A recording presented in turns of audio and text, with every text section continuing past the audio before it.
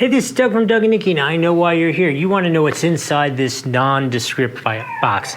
I know you already know what's in there. You want to know if these pumice sticks are worth getting. So let's take a look at them and talk about them.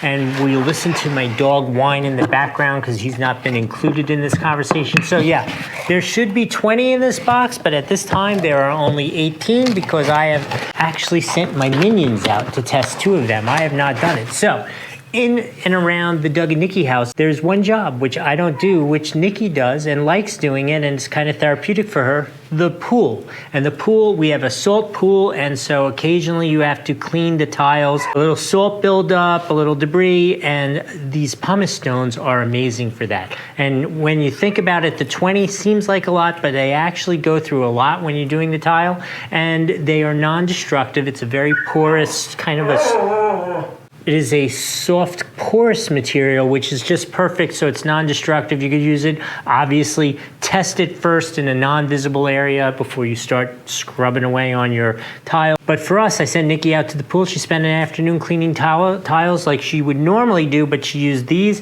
and it was totally successful, so I got to give it a 5 for 5 on that. Oh, and if this video is helpful so far, one of these down below.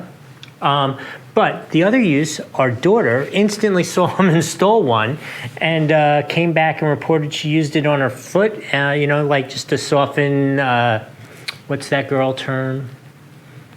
Defoliate the bottom of her feet. So she used it for that, and she said they work great, really liked it a lot. So I'm gonna give it a 5 out of 5 for that use as well. In any case, I hope that's helpful. I hope that's what you wanted to know. We'll see you next time. This is Doug from Doug and Nikki.